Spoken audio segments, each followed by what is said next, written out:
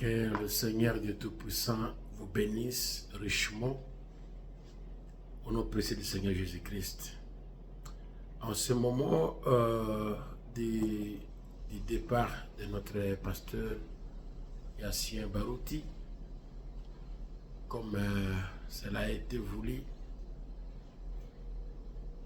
je donne un petit témoignage de comment je l'ai connu et jusqu'à ce qu'il est parti dans la gloire. Moi j'avais écrit le message en 1984 et en ce temps-là, il y avait déjà le pasteur Barouti qui prêchait et moi j'étais à Guémena en Équateur et on recevait les nouvelles de notre église mère qui était à Kinshasa et à Rigini. Jusqu'à ce qu'on a connu l'histoire des carottes pourries, de frères qui sont sortis en suivant les enseignements qui venaient de Krefeld et relayés par Lausanne, la Suisse. Et le frère là est venu à Kinshasa et avait appelé que le message de Frère Branham, c'est comme chez eux en Suisse, les carottes de la saison passée, les carottes pourries. Il y ait un autre message. Cela avait causé une altercation si forte et le frère avait quitté l'église de Rigini. Ils sont partis. Et après cela encore, on a connu notre division et notre homme de Dieu aussi est parti. Et pendant ce temps-là, parce que pendant ce temps, il y avait un collège des anciens, on était encore des enfants, pas vraiment des enfants parce que j'avais déjà 14 ans, 15 ans pendant ce moment-là. Et j'avais maintenant arrivé dans les années 89, déjà j'ai prêché la parole de Dieu. Et en années 90, il y a eu encore un homme de Dieu qui est sorti et beaucoup l'ont suivi. Et les collèges des anciens qui conduisaient l'église, dont le pasteur Mbombo était le pasteur et d'autres étaient des collèges qui l'assistaient. Et le pasteur Mbombo avait démissionné de la charge du pastorat. C'est en ce moment-là qu'on devait trouver un pasteur. Et un frère avait quitté l'église et il est parti. On était en Équateur, on écoutait tout ce qui se passait à Kinshasa parce que on recevait chaque jour parce qu'il y avait beaucoup de vols. En ce temps-là, il y avait Air Zaïre, il y avait CB Airlift et les nouvelles venaient tout le temps fraîches de Kinshasa pour Guémena parce qu'on n'était pas loin de le frère de Kinshasa qui venait faire les affaires à Guémena en Équateur. Alors, et nous sommes arrivés à 91, 92 et 93, le pasteur Barouti est parti. Il y a l'église qui était restée, la partie qui était restée, ils devaient maintenant voter le pasteur et ils avaient voté le pasteur Barouti comme pasteur de l'Assemblée chrétienne de Rigini. Et c'est en ce moment-là que le pasteur Barouti, il avait déjà le don, on écoutait de loin les exploits que le Seigneur faisait avec lui, les dons de guérison, mais ce n'était pas à l'ampleur que cela va se manifester. En 93, 93, le pasteur Barouti va aller dans des réunions de frère Joseph Coleman à New York. Et quand il va revenir, parce qu'il est parti là-bas, c'était pendant qu'il y avait des effusions du Saint-Esprit dans Lac Champion et aussi à Pennsylvanie et à Penaris, dans les conventions là, que le pasteur Barouti va recevoir le feu en passant par la ligne de prière. Et j'ai vu ces vidéos-là en Ouganda. J'ai notre frère aussi qui aussi se connectait avec le ministère de New York, le frère Coleman. Alors le pasteur Barouti, c'est là qu'il est passé par la ligne de prière. Vous pouvez voir comment il titubait sous l'onction de Dieu. Et je ne peux pas dire le témoignage que je n'ai pas écouté. Moi, je dis ce que j'ai vu dans les vidéos. Et quand il était revenu dans les années maintenant 93, 93, c'est là que c'est déclenché le réveil des Rigini. Et ce réveil avait balayé, et c'était en feu là, j'avais 3 ans et je prêchais déjà la parole. J'avais déjà eu ma première fille, Déborah. Et nous étions à Bumba. J'avais quitté Gbado, on était à Bumba.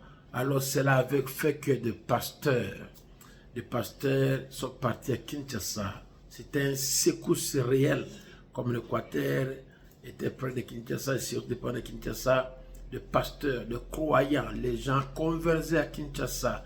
Il y avait de grandes manifestations de la puissance de Dieu et les gens sont partis recevoir le feu et le réveil s'est éparpillé jusqu'à ce que dans les confins, surtout l'Équateur là-bas, le feu du réveil est parti. Gemena, Badolité, Bumba et tout consort. Gloire au Seigneur Jésus-Christ. Et moi, j'ai eu mon rencontre avec le réveil, c'était maintenant en 94. C'est là que moi j'ai puisé l'onction du réveil, du même réveil. Et j'ai eu la double portion. J'ai eu la portion venant du pasteur Baruti et la portion venant du frère Stephen Ibale de Jinja en Ouganda, et aussi avec une portion de prière venant du pasteur Joseph Coleman. Et en 95, je devais maintenant aller au Kenya. C'est ce qui s'est fait qu'on s'est retrouvé à Bunia, à Igabarière, à Bunia et Igabarière, et le réveil a été tenu et le Seigneur se manifestait dans sa puissance. On scella les gens, on les baptisait du feu de cet esprit, on est touré. C'est le même réveil que nous avons, c'est là jusqu'à aujourd'hui. Et voilà. Alors le pasteur Baruti, le Seigneur a commencé à l'utiliser avec puissance.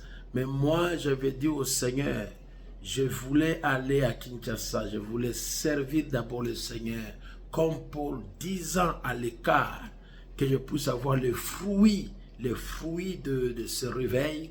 Et c'est alors que je partirai à Kinshasa, comme Paul est parti après 10 ans, avoir raconté le Seigneur sur le chemin de Damas. Il est parti en Arabie et il a fait 3 ans en Arabie. Qu'elle est sortie, il a baptisé au nom de Jésus et le Saint-Esprit honorait ses prières. Dieu agissait avec Paul.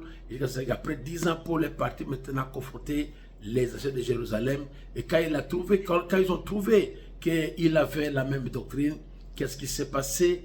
Alors les anciens ont donné à Paul la main d'association et prié pour lui. Donc Pierre, Jacques et Jean, les piliers de l'église de Jérusalem, ont donné la main d'association. Ils ont prié pour Paul et Paul est parti pour les gentils et Pierre pour les juifs. Alors c'était ça mon désir. Après tout ce temps-là et après 10 ans, donc maintenant en 2004, par la convention de 2004, c'est là que j'étais venu à Kinshasa. Mais quand on avait fui la guerre en 2003, vous savez, pendant ce temps, j'avais tout le temps, je partais en Ouganda pour parler avec le frère Coleman et lui donner le rapport de comment l'église évoluait, comment l'œuvre du Seigneur évoluait, comment le ministère évoluait, comment les réveils évoluaient. Il priait pour moi, les gens qui sont à Bunia, les anciennes générations, les pionniers, savent ce voyage aller-retour que je faisais beaucoup en Ouganda pour aller parler avec le frère Coleman et les bénédictions que je recevais de sa part, se déversaient aussi dans mon église. Et à cela, j'ai dit, bon, maintenant, en 2003, quand on a fui la guerre, on était à Béni. Et c'est alors que je parlais à frère Joseph Coleman, que comment on avait fui la guerre, et maintenant on s'est retrouvé à Béni, tout consort. Et je me rappelle, un jour, il m'a dit, est-ce que tu connais le frère Baruti? Il dit, je le connais très bien, c'est notre ancien. Il dit, je te recommande chez lui. Alors, ça c'était en 2003. Et en 2004, quand il y avait la convention maintenant, la convention à Kinshasa, organisé par le pasteur Baruti, compte tenu de ma foi. J'avais fait maintenant 10 ans, je suis venu à Kinshasa. Et on venait à Kinshasa, mon pasteur Yengo était là. C'est lui qui était mon pasteur qui j'ai grandi dans le ministère, j'ai commencé le ministère. J'avais crié à Gemena, mais j'ai commencé le ministère à Badolité dans son église. Je partais prêcher à Businga, je venais prêcher je prêchais à Bado, à Businga, dans les églises environnantes. Et à Businga, c'était là où il habitait. Et c'est là que je recevais de ce conseil, je prêchais la parole, j'arrivais et c'est là que j'ai beaucoup évolué. Bado, Businga, Mumbai, sous l'égide de ce grand homme de Dieu. Et quand on s'est retrouvé à Kinshasa, alors il a dit, ok, il a dit, demandez au pasteur Baruti et les anciens, les trois piliers de Jérusalem, comme moi j'appelais, Pierre, Jacques et Jean, donc Baruti, Kalumbu et Landou, et il a demandé qu'on puisse m'ordonner dans les ministères. Ce qui était mon souci, il m'a ordonné dans les ministères. Et c'est là aussi que je suis parti par le frère Baruti dans son bureau pour ce que le frère Coleman m'avait parlé. Et je suis retourné, je suis encore revenu à Kinshasa en 2005, mais en ce temps-là, je me rappelle, j'étais en Ouganda et j'avais des problèmes personnels. Et j'ai prié Dieu, on partait avec le pasteur John Chakoni à l'église. Une fois m'a dit, je vais voir Baruti pour te promettre que tu as et il va prier pour toi. Et je suis venu et je suis revenu à Kinshasa. En ce temps-là, j'avais commencé à travailler avec l'histoire de Tianchi, des Chinois. Alors, je suis venu à Kinshasa, j'ai rencontré le pasteur Baruti, je lui ai parlé de ce que le Seigneur m'avait parlé et il avait prié pour moi. Et depuis, oui, le Seigneur m'utilisait toujours avant avec beaucoup de signes et prodiges, et miracles et de grandes effusions du Saint-Esprit, tout consort. Mais quand il a prié pour moi, c'est moi le propriétaire du ministère, c'est moi le corps. Je vis la main du Seigneur encore se manifester dans ma vie. Et cette connexion n'était pas vraiment encore bien soudée parce que moi j'étais à Bunia et lui était à Kinshasa. Et c'est là, continué comme ça et on est parti à la dédicace de l'église de Kisangani. Je ne sais pas encore l'année, c'est 2000 combien là, j'ai oublié. Et 2008, 2009, et de Kisangani, on était là avec lui, le pasteur Pascal Dissiro, et on est parti, on est arrivé dans la maison du pasteur Ngondé, et on a pris une photo avec lui, et il y avait un arc-en-ciel qui était commencé chez moi et terminé chez le pasteur Pascal, ou chez le pasteur Pascal, terminé chez moi, et le pasteur Baruti était au milieu. Quand la photo est sortie avec cet arc-en-ciel, cela a amené autre chose, encore de nouveau dans notre amitié. Et la photo était là, on l'a montré, la photo comme l'arc-en-ciel était entre nous le trois. Lui était au milieu, nous étions à gauche et droite. Et quand nous sommes partis à Banalia, celui qui devait prêcher le dimanche, et samedi à minuit, il a envoyé le pasteur Ngondé pour dire au pasteur Ngondé que lui ne peut pas prêcher. Il a tenu la campagne, que ces enfants-là puissent prêcher. Alors c'était un autre moment pour lui de nous découvrir. Parce que jusque-là, il ne nous avait pas encore écouté prêcher. Alors le pasteur Pascal avait prêché avant. Quand il a terminé, c'est moi qui est venu pour terminer la prédication. Et c'est là que le pasteur Baruti a pu nous connaître. Bon. Et moi, j'ai continué mon attachement à lui. Et quand je venais à Kinshasa pour le visa pour aller en Allemagne, c'était en 2009 pour la première fois. Et c'est là qu'il m'a donné la chair pour prêcher. Oh là là! Et Dieu s'était glorifié. Et c'est là qu'il m'a remarqué. Et c'est là aussi que notre amitié a commencé maintenant à se solidifier. C'est là qu'il me dira que Dieu m'avait dit quand on était à Banalia, Dieu m'avait dit, laissez ces enfants prêcher. C'est pour ça que j'avais déjà prêché à la campagne et que ces enfants puissent prêcher. Et voilà que vous avez prêché. Et je me suis attelé à lui et je continue à évoluer avec lui, à recevoir ses conseils et ses prières. Il m'appelait toujours mon fils Ben Bilombe et je l'appelais toujours père, mon père.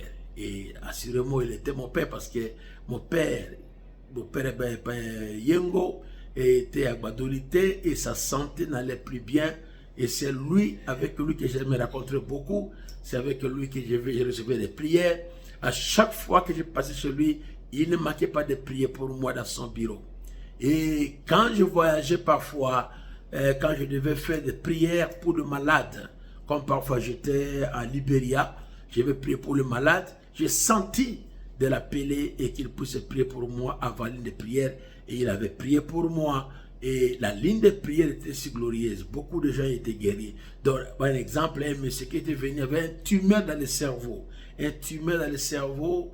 et il perdait la connaissance, parfois il ne parlait pas normalement, et on avait prié le Seigneur, et là sur place avec sa femme, et le pasteur Saïd de cette église-là, cette tumeur-là était partie, le Messie était guéri, et le Messie là, il est devenu cohérent sur place. Voilà, donc, et par pasteur Barouti, j'étais béni. Et j'étais en Chine en 2014 et on devait dédicacer l'église Barouti Tabernacle aujourd'hui et l'édifice qu'ils ont maintenant. Moi, je suis petit, j'avais 44 ans. Mais une voix m'avait parlé à l'intérieur en me disant, prépare-toi, tu vas prêcher pendant la dédicace de Barouti. Ah, moi, prêcher à la dédicace de l'Assemblée chrétienne de Guinée. Comment? Il y aura beaucoup d'invités qui vont venir des États-Unis, de l'Europe, de l'Afrique, de tout comme ça, et même du Congo. Moi, je suis de l'intérieur à Bunia. Mais là, tu vas prêcher. Ok, ça va. Et le Seigneur m'a donné la prédication. La gloire de ce second temple qui sera plus grande que la première. Et quand je suis retourné de la Chine, je l'ai prêché d'abord dans mon église. J'ai dosé ça, j'ai senti le fait dans mon église. J'ai dit, ah, alors que Dieu soit béni. Et j'ai amené la prédication. Pendant le dédicace, j'avais prêché cela. Et le Seigneur, vous savez vous tous comment le Seigneur nous a visité. Et nous avons fait cette prédication dans YouTube et les gens sont bénis. Pouvez en trouver dans ma chaîne YouTube, Apôtre Jacques Bilombe, la prédication est là. Alors, je connais Pasteur Barouti et on a été bénis. Il est venu à Bunia. Il est venu à Bunia voir des dédicaces, quoi. Il est venu à Bunia. Le Seigneur nous a visités à l'église. Il a tenu les campagnes dehors. Les malades ont été guéris. De grandes choses furent accomplies pendant ce séjour à Bunia. Que Dieu soit béni à jamais. Il a prié pour les serviteurs de Dieu. Nous avons eu une merveilleuse réunion. Et c'était pour la première fois d'avoir une réunion où il n'y avait pas de questions. Parce que nous, on ne voulait pas avoir des questions, les poser des questions. On voulait qu'il nous parle. Et nous étions les enfants pour l'écouter. Et il dit que c'est pour lui la première fois de se retrouver vraiment dans une telle situation où les prédicateurs n'ont pas posé de questions, même pas une seule question. Les gens étaient là pour l'écouter et recevoir des conseils de chez lui. On a été bénis, on a été visités. Et pendant toutes ces années, il m'a tellement rapproché de lui. Et je venais à Kinshasa, quand la chaîne était disponible, il ne manquait pas de me faire prêcher. Et le Seigneur a utilisé cet homme, il a impacté ma vie. Il a impacté mon ministère, il a impacté ma vie sociale. Il a prié pour mes enfants, il a prié pour ma maison, il a prié pour ma famille. Il priait toujours pour Bethel Tabernacle. Il avait toujours le désir de retourner encore à Bunia pour aller tenir notre campagne. Je lui disais, papa, ne viens plus maintenant parce que nous avons l'état de siège et la sécurité là, ça ne sera pas vraiment approprié. On attendait que l'état de siège soit levé pour qu'il puisse encore revenir à Bunia. Inopinément, le Seigneur l'a pris avant cela. J'ai dit simplement que le Seigneur nous avait donné un homme avec un gradon et le Seigneur l'a repris, que son nom soit loué. Mais la seule chose, il a laissé un héritage. L'héritage qu'il a laissé, c'est le réveil du Saint-Honneur. C'est le réveil du Saint-Honneur, je le répète, le réveil du Saint-Esprit, la puissance transformatrice, la puissance de Dieu. Alléluia, le baptême de feu, le baptême du Saint-Esprit, le véritable visitation, la véritable visitation, le véritable Saint-Esprit, les dieux des apôtres, des prophètes, les dieux de William Branham, les dieux de l'apôtre Joseph Coleman, alléluia, n'est pas allé avec lui. Il est parti, mais l'héritage là est resté. Et nous devons travailler avec beaucoup d'ardeur, de courage, et nous allons réussir à faire que cet héritage qu'il nous a laissé ne puisse pas s'éteindre. Et ce réveil, pour moi, l'apôtre Jacques Bilombe et Bethel Tabernacle de Bunia, ce réveil ne va pas s'éteindre. Ce réveil ne va pas mourir. Les gens peuvent dire, les gens peuvent faire quoi? Les diables peuvent faire quoi? Les diables peuvent faire quoi? Nous allons toujours monter dans la puissance de Dieu. Nous allons travailler pour l'héritage que notre Père nous a laissé. Il nous a laissé la divinité de Jésus-Christ. Il nous a laissé le véritable baptême du Saint-Esprit de l'épouse. Il nous a laissé la puissance transformatrice. Il nous a laissé un Jésus vivant, le même hier, aujourd'hui et éternellement. et nous allons travailler sur notre héritage et nous allons faire prospérer notre héritage. Nous ferons prospérer la puissance de Dieu et Dieu va se glorifier toujours. Que Dieu vous bénisse. Voici mon témoignage pour ce grand homme de Dieu que je lui ai rencontré, que j'ai participé à ces campagnes. Il m'avait invité à la campagne 2010. J'étais là comme un invité d'honneur. Il m'avait appelé et dit, je salue mon fils Belbilombe qui vient de Bounia. Après la campagne, il m'a invité à la maison. On était avec notre pasteur, le grand pasteur, et on a mangé ensemble pour remercier le Seigneur. Et encore d'autres campagnes. Il m'a invité à la campagne de Kisangani, j'étais là. Alléluia, gloire au Seigneur. La dernière campagne, on à Isiro. On était là pour faire cela, mais il n'était pas arrivé.